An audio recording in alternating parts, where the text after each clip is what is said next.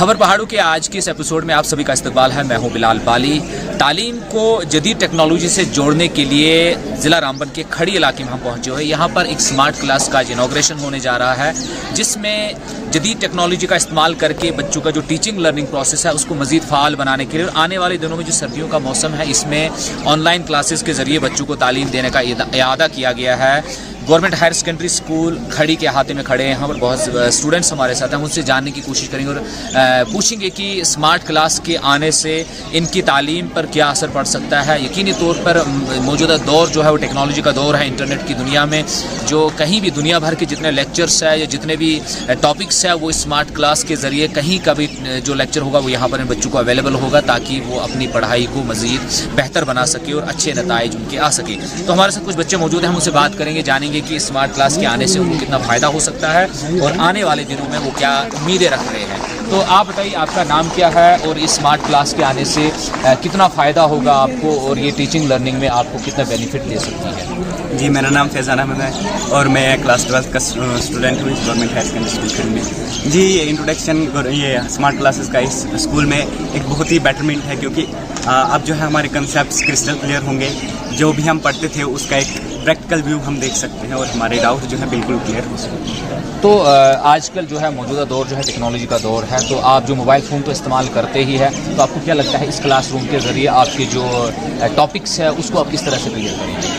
जी, जो भी लेक्चर्स होते हैं उनको देख के उनसे अच्छे नोट्स बना के जो है हम जो भी डाउट्स फिर रहते होंगे हम अपने टीचर्स से क्वेरी उनसे पूछ सकते हैं कि हमें ये डाउट है, हमें क्लियर करवाए जा सकते हैं। ये विंटर वेकेशंस हैं, उनको हम अपने ये विंटर वेकेशंस हम अच्छी तरह से यूटिलाइज़ करके अपनी पढ़ाई में एक सुधार ला सकते हैं। चलिए, बहुत शुक्रिया। तो हमारे साथ तालिबा है, इनसे हम जानेंगे। आप अपना नाम बताएंगे और स्मार्ट क्लास के आने से आपको क्या लगता है कि कितना फ़ायदा हो सकता है आपको यहाँ पर? My name is Insha Banu.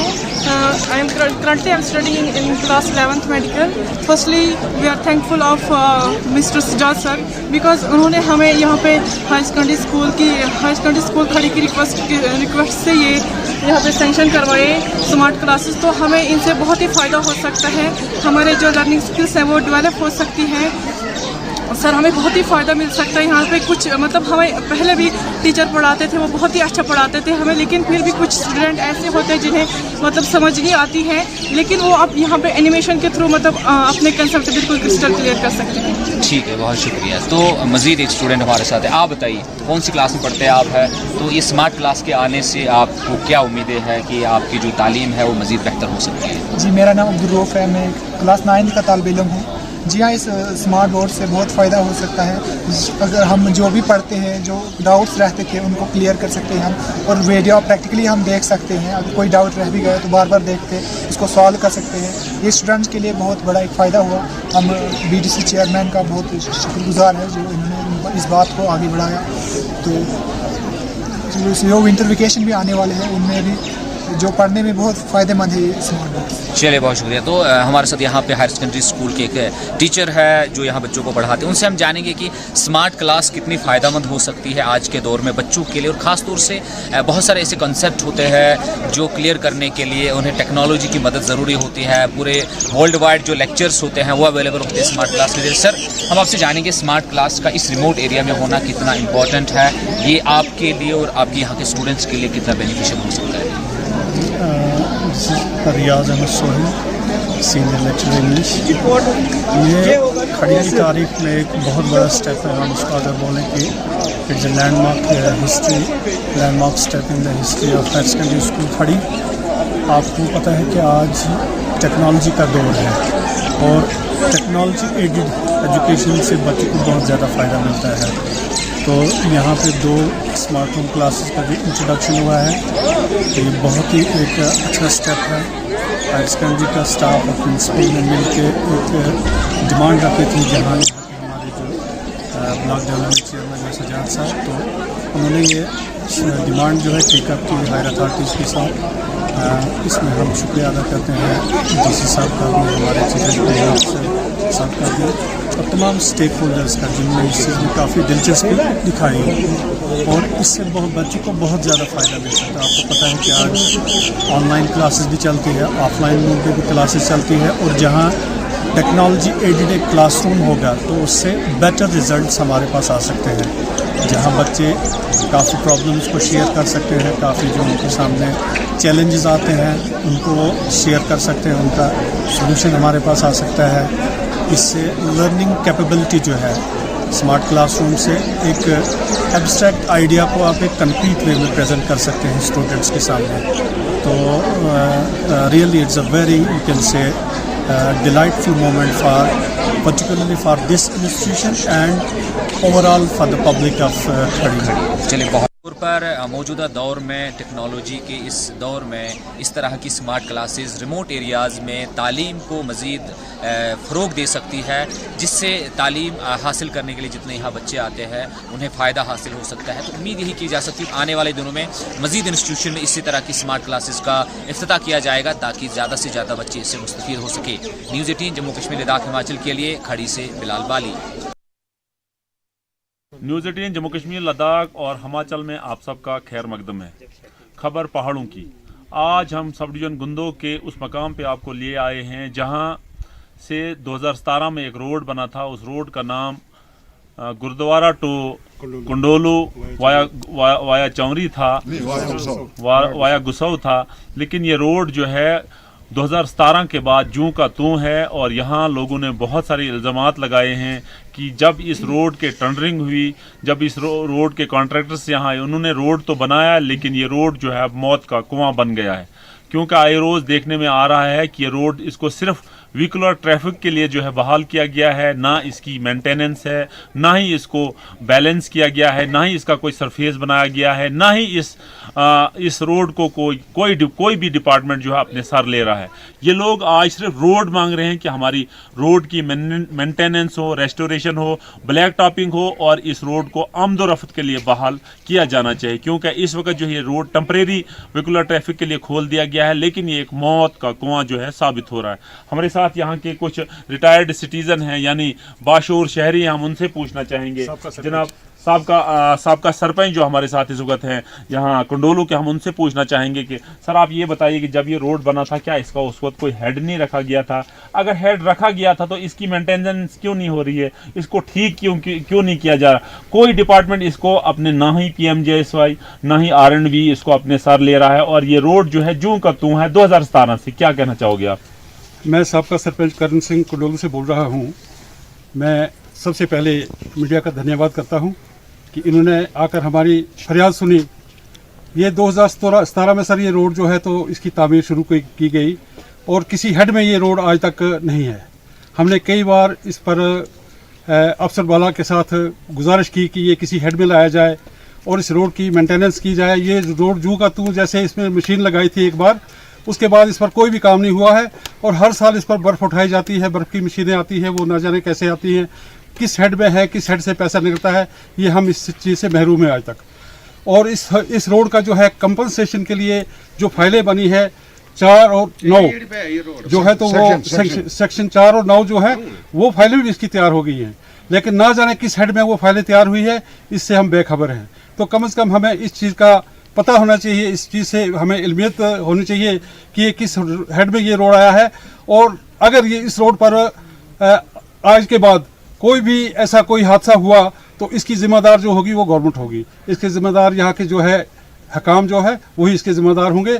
हम चाहते हैं कि इसमें ब्लैक टॉप हो, इसमें सोलिंग हो, इसमें डंगे लगे, इसमें नालियाँ निकले। ये रोड जो है और इतनी अहम रोड है ये अप टू ढटकाई तक गुजर आबादी कम से कम 80% जो है यहाँ पर गुजर आबादी है, कुंडोलू से लेकर ढटकाई तक। तो इस रोड पर इतनी दुनिया चलती है, इतनी ट्रैफिक चलती है, कभी ना कभी इस रोड पर जरूर हादसा हो जाएगा। हम इस चीज़ से बिल्कुल ही बड़े नाखुश हैं और गवर्नमेंट को हम यही अपनी तरफ से इल्तिजा करते हैं कि इस पर गौर किया जाए और इस रोड की जो है तामीर का काम जो है जल्द अज जल्द शुरू किया जाए। बहुत बहुत शुक्रिया बात करने के लिए। आप क्या कहना चाहोगे इस रोड के बारे में? ये रोड अरसा 4-5 साल से बनी है और इसमें कोई भी डेवलपमेंट नहीं इसकी हुई, सिर्फ रोड निकाली जितनी है। तो ये सुनने में आया है कि ये 5 किलोमीटर है और यहाँ 2 ही किलोमीटर तैयार हुई है, बाकी अभी बकाया है। हमारी जो गुजर बस्ती है तमाम रोड के अलावा है तो उनको भी रोड दी जाए। हमारे साथ इस वक्त कुछ और लोग यहाँ हैं, हम उनसे भी पूछना चाहेंगे। क्या कहना चाहोगे आप, जो ये रोड जो है अरसा दराज से जो है पेंडिंग पड़ा हुआ है, ना इसकी आर वाल लगी है, ना बैक वाल लगी है, ना इसका मेटल पड़ा हुआ है, तो लोग जो है बहुत परेशान है यहाँ कुंडोलू के। और ये रोड जो है लगभग 3-4 किलोमीटर जो सब डिवीजन गुंदो से जो है, बिल्कुल सब डिवीजन गुंदो जो आपके बिल्कुल करीब है, आप क्या कहना चाहोगे? सर फिलहाल तो हम आपके चैनल का शुक्रिया अदा करते हैं। और बात ये है कि ये 2017 में रोड तामीर हुई थी, और जब भी हम डिपार्टमेंट के पास कोई रेजोल्यूशन या एप्लीकेशन लेके जाते हैं तो उनका कहना यही है कि ये रोड जो है ये किसी हेड में ही नहीं है। अगर हेड में नहीं है तो फिर जो सर्दियों में यहाँ पे बर्फ़बारी जब होती है तो मशीन आती है, वो कहाँ से आती है? फिर हमारा कहना सर यही है कि अगर यहाँ पे अब सर्दियों का सीज़न है, जब बर्फ़ पड़ जाएगी, बारिशें हो जाएंगी, तो इस रोड पे चलना जो है वो पैदल चलना भी मुश्किल हो जाता है, गाड़ियों की तो दूसरी बात है।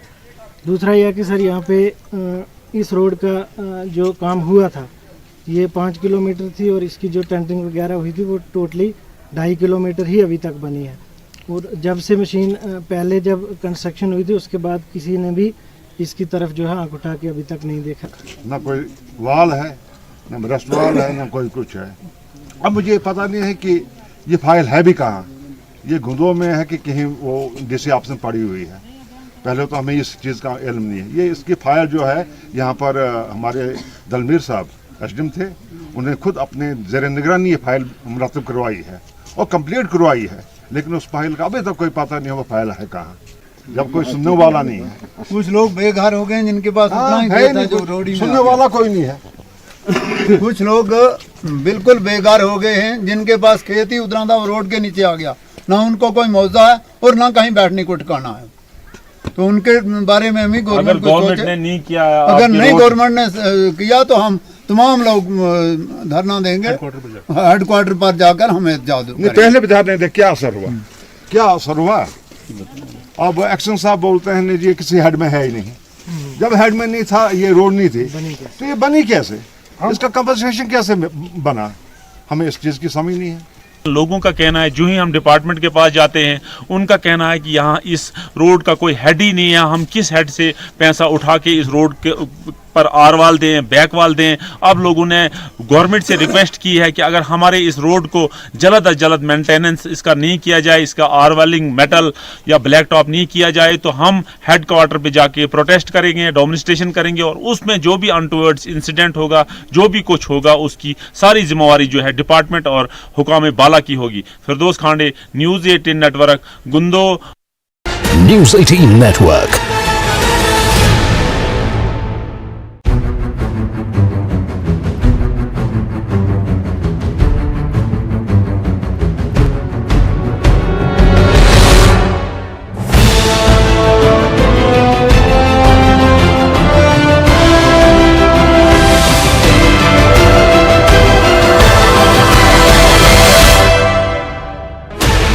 Sixteen channels, 15 languages, 26 states, 1200 plus reporters, 67 plus crore viewers. India's largest news network, News 18 Network.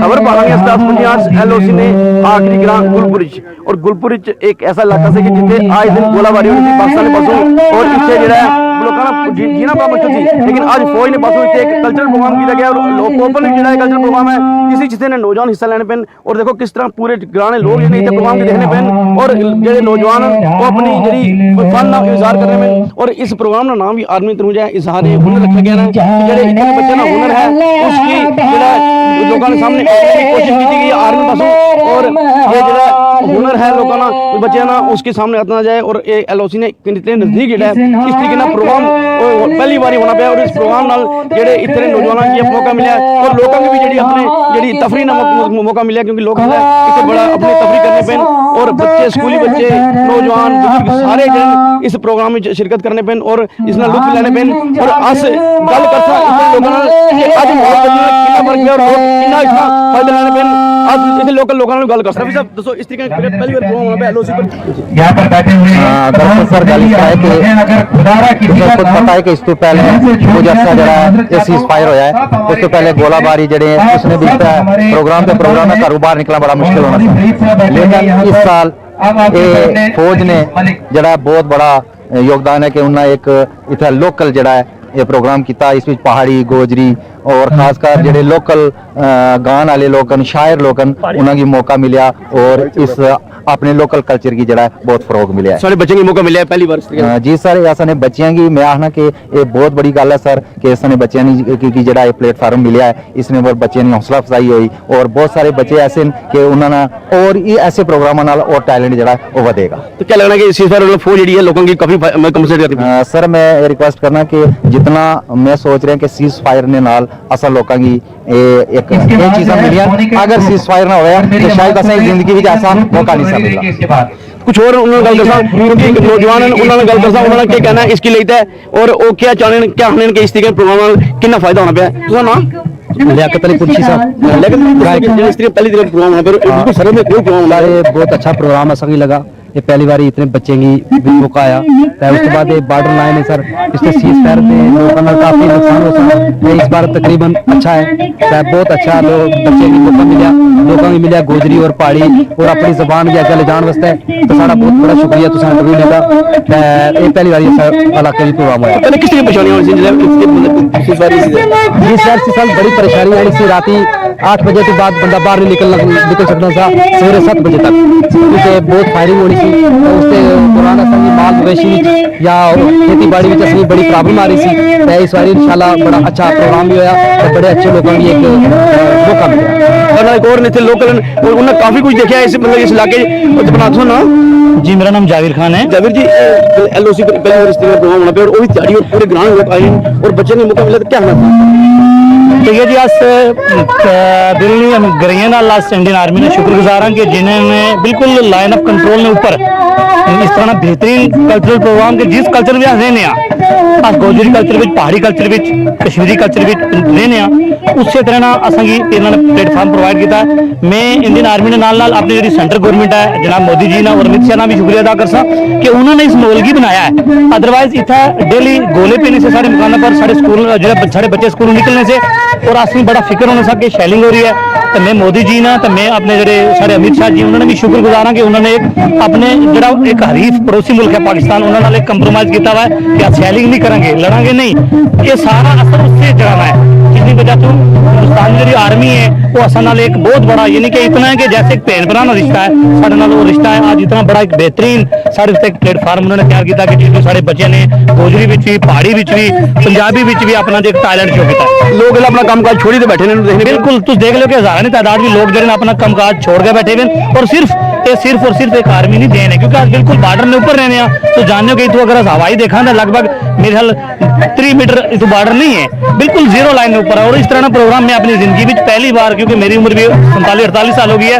मेरा जमन पलन इतने है, पहली बार अस देख रहे हैं कि हिंदुस्तान आर्मी ने इतना बड़ा प्रोग्राम लोगों तक करवाया। मैं साड़ी मीडिया ने चैनल नाल क्योंकि तुम लोग साड़ी आवाज़ की हाईलाइट ऊपर करने हो मैं सारे चैनल की मसादत नाल अपनी इंडियन आर्मी और उस तो बाद साड़ी जो सेंट्रल गवर्नमेंट है जनाब मोदी जी और अमित शाह ने भी शुक्रगुजार है कि इस प्रोग्राम में क्या आवाज पार सुनने होंगे। बिल्कुल जनाब आज तू पत्थर मारा उधर चला जाना ये तो स्पीकर लगे नहीं था जनाब इतों अगर पत्थर मारा तो उधर चला जाना ये तो स्पीकर लगे हुए आवाज बड़े दूर तक जाने उन्होंने सुनने होंगे। बिल्कुल जनाब ये सुनने हो और एक खुशी ना मैसेज है। तो देखो लोगों की कितनी खुशी और लोग आज कितने खुश हैं कि एक एलओसी पर सर पर इन्ने नजदीक जो प्रोग्राम लोगों ने यही कहना कि इस प्रोग्राम में आवाज जी है सरहद ने उस पार जो पाकिस्तान आर्मी और पाकिस्तान के लोग सुनने और लोग ये जानने कि इस तरीके अमन रहा है और इस तरीके प्रोग्राम होने का क्योंकि इतने लोकल बच्चों की इस तरह मौका मिलना और नाल ही लोगों ने जो मनोरंजन होना जो बुजुर्ग और क्योंकि उन्होंने तफरी कोई इंटरटेनमेंट का साधन नहीं है लेकिन ऐसे प्रोग्राम इंटरटेनमेंट होना और लोग काफी खुश हैं और आस चाह इस तरीके माहौल बना रहे और आगे इस तरीके प्रोग्राम होने रमन। मुनीष शर्मा न्यूज इन जम्मू कश्मीर लद्दाख हिमाचल से एलओसी पोस्ट खबर पहाड़ों की ग्राउंड रिपोर्ट लेदा फिर तुसें अग्गें एक बारी अस हाजिर हाँ। इसलै अस मिंट ने इलाका पेरा मौजूद हाँ वार्ड नंबर 6 जित्थै लोकें पानी दी हद तो ज़्यादा किल्लत है। लोग जड़ा इत्थै पानी नहीं एक बूंद आस्तै तरसने इत्थै टैंक तो बने ने लेकिन पानी नहीं इछना। गौरमेंट की तरफ तो यह आखिया जाना कि हर घर नल हर गल जल लेकिन ना इत्थै नल है तो ना इत्थै जल है। कोई लोग अस उन्होंने गल कर उन्हें पूछा कि उन्हें क्या परेशानी जी मसी। हाँ जी पानी की तंगी है ज़्यादा असांगी मजबूरी है बहुत मजबूरी है। तो तुस क्या करने पानी मंगने और क्या मंगने साढ़े टंक खाली पे ने ये किस वास्ते बनाई धरे ने उन्होंने कि साड़ियां बच्चियां जानियां ना सामन होना पादरा होना तो कलियां जानियां नाल जाना पैना असां बुढ़ी। कितने दूर हो तुस पानी आने असां बड़ा दूर आ 3 किलोमीटर हो सी आ उत्था जाने अस होर क्या इतना नहीं। साढ़े नाल और भी कुछ अस उन्हां नाल भी गल कर सन जी तुस दसो तुस माल मवेशी ने पानी ना क्या करने हो? माल सास दरिया पर खड़ने हैं बुन थले तो इत्थु जड़ा है कितना दूर है? 3 किलोमीटर है बुन दूर रोड दी नजीक बुन थले क्रैशर बराबर। यानी बहुत तंगी है असां की बहुत परेशानी है बच्चियां निके जाइए 300 किलोमीटर दूर है 3 किलोमीटर दूर है जिन्हें पानी रोड नहीं तंगी पानी नहीं तंगी बहुत परेशानी है असां की। नहीं तो पानी नहीं कितने परेशानी है इत्थु जड़ा आने हो तुस कुत्थों आने हो पानी 3 किलोमीटर दूर है 3-4 किलोमीटर दूर है काफी दूर है बहुत चढ़ाई है गले ने दर्द हो जाने गड़वे चाहिए डिक्स होई नहीं है एक कुड़ी माड़ी डिक्स होई है पानी चाहिए तुस जड़ा सिरा ने ऊपर चाहिए आने हो सिरा चाहिए आने बहुत परेशानी है असें पानी नहीं रोड नहीं तंगी परेशान इस राशन नहीं तंगी हर चीज नहीं असें बहुत परेशानी है। तुसा सुनिए इन्हें गल्लां इन्हें आखिया कि जड़ा पानी नहीं था हद तो ज्यादा तंगी है अस जड़ा बहुत दूर तकरीबन 3 किलोमीटर दूर पानी आने हैं और आप सिरा ने ऊपर चाहिए सारे नाल कुछ और भी लोग ना सुनने नाल भी गल कर सन जी चाचा जनाब वार्ड नंबर 10 ने इस पेरे विच जी मगर ये जड़ी 11 ये जड़ी है साड़ी सेंटर पेरा है सेंटर पेरे विच कोई ना रोड है ना पानी है पानी वास्ते कुड़ियां जानियां जनाब 3 किलोमीटर बुन और नाल बच्चे की भेजने हो इस वेले ना पता कि टाइम केड़ा है कोई बच्चों की जनाब भी ऐसा कि कोई इस वेले इतनी तंगी है कि पानी ने कोई परेशानी जड़ियां पाइपां पईयां नहीं हैं पानी कोई नहीं जेड़ा असरा हर अगला साल दूंगो ਹੁਣ ਤੇ ਧਾਰਾ ਨਾਲ ਕੇ ਗੱਲ ਕਰੂੰਗਾ ਕਿ ਅੱਲਾ ਹੀ ਕਸਮੇ ਕੁਰਾਨ ही कसमें ਤੁਸੀਂ ਇਸ ਮੁੱਦੇ ਹੀ ਲਈ ਤੇ ਪਾਣੀ ਨਹੀਂ ਕਦੇ ਤੁਸੀਂ ਅਫਸਰਾਂ ਕੋਲ ਗਏ ਹੋ? अफसरों को बहुत बड़ी बारी गया जनाब तो आने का इन्हें की आने उसकी या PHE वाले आने PHE वाले आने साढ़े को कोई आदमी ही नहीं है अगर तंगी होनी है जिला असें तो अस कुसा की पैसे दे तो कोई टैंक जड़ा पानी ना नवाने 2000 इतना किन्ने जनाब अस गरीब लोग कुतों पैसा आना और पानी जड़ा बिल्कुल आई नहीं और 1967 तक कि अज तड़ा थोड़ी झूठे वादे साढ़े नाल होने रहे और असन की इस तरह खिडाने जरा बिल्ली बच्चे की खिडाने और अस बहुत गरीब लोग हैं और असन जनाब फरियाद सुनी जाए तो सबने जगह पानी दिता असन पर भी मेहरबानी करो। तुसां सुनिया इन्हां दियां गल्लां साडे नाल कुछ और भी लोग ना सुना गल कर सन जी इत्थे टैंक तां बने ने जी जी क्या टैंक च कदे पानी आया भी या नहीं? जनाब ये सारी पब्लिक इतना कट्ठी है नहीं पूछो कदे एक फूं भी पानी आया इतना और उसके बाद असें ये गुजारिश अर्ज है कि असें ये पैपर लाई दित्तियां जान और टैंक भी पानी जड़ा टैंक ने भी पानी लाया जाए और इस महला तकरीबन 50-60 घर है इस घर पानी पैपर लाइया जान और एक लैन मैन वाला सिपाही इतना लाया जाए अगर लैन मैन वाला नहीं है तो इतना पैपा नहीं कोई सेफ्टी नहीं हो सकती दुआ नंबर लोग जड़े गरीब लोग इन्होंने पानी को नहीं चली सको लैन मैन वाला जरूरी है और पैपा जगह लाई तो यह टैंक में पानी बोया जाए यह जा 50-60 घर तुस तक्की जो लिया अपनी अखियां गया असल अगर झूठ है तो तुस आज नहीं मौके नहीं पोजिशन पर मौका तक्की तो गल करो है नी तो ये असली मांग है अर्ज गौरमेंट अगे है मोदी साहब थोड़ी हमारी अपील है कि ये जड़े गरीब लोग 50-60 घर है इन्हों पर तुस सही खबर दियो गलत खबर आस न करना चाहते क्या ये जायज़ है कि नाजायज़ है असा मुतालबा जायज़ है कि नाजायज़ है लिहाजा लैन मैन वाला असें चाहिए पैपा चाहिए और इस टाइम की पानी चाहिए अगर नहीं जो इधर पैपा कोई लाई तो लैन मैन वाले गए थी वो पैपा भी पटन तो असें कोई रास्ता दसिया जाए क्या अस इस गौरमेंट विच नहीं रहने इस भारत विच नहीं रहने इस इंडिया विच अस रहने ना असला हक नहीं है नी असल ये अर्ज है और मतलब है उपर गौरमेंट थोड़ी असल आवाज़ दी जाए और असल ये तंगी दूर की जाए। तुसां सुनिए इन्हां दियां गल्लां इन्हां आखेआ कि जड़ा इन्हां PM कोल भी अपील की कि इत्थे जड़े कम तो कम 40-50 घर न उन्हें पानी नहीं एक बूंद नहीं तो असें पानी दिता जाए साडे नाल कुछ और भी लोग अस उन्हां नाल गल करसां जी तुस जड़े असें इसलै जड़े असें अफिसर तक ने तुस उन्हां अग्गें क्या अपील करना चाਹੁੰਦੇ हो? अस इयै आखने हैं जी असें पानी होना चाहिए असें अगर ये टैंक करना टैंक असें एक चीज़ पानी असें किस तरह टैंका जिला बनाया कि मकान पर जिला बारिश होनी है वो बारिश ने पानी पड़सी टैंका ही बने तो माला ने टाइम टपना है अगर बारिश ना होए तो फिर असें नाले खड़ना पे जाना है बड़ी मुसीबत हो जानी है। तुस क्या अपील करना चाहते हैं जोड़े आजकल अफसर हैं? असें पानी मिलना चाहिए बस, सीधी बात है। असें बहुत तंगी है पानी दी, असें पानी होना चाहिए ताकि ये बच्चियां शच्चियां मां भैनां निक्कियां ये जानियां न लुगियां पानियां पर, तो बहुत दूर है पानी। इधरों प्लेन असें अगर थल्ले जाना पैना, उधर मुड़ी चढ़ाई चढ़ने बड़ी मुसीबत अचनी है। तुसां सुनिया इन्हां लोकां दियां गल्लां, इन्हां लोकां दा एह् आखना है कि असें पानी चाहिए, क्योंकि साड़ियां जड़ियां मां ते भैनां धीआं जड़ियां ओह् बड़े दूरों आनियां तां जेह्ड़े ओह् सिरै पर चाहिदा पानी आनियां। नाज़म अली, न्यूज़ 18 मेंढर।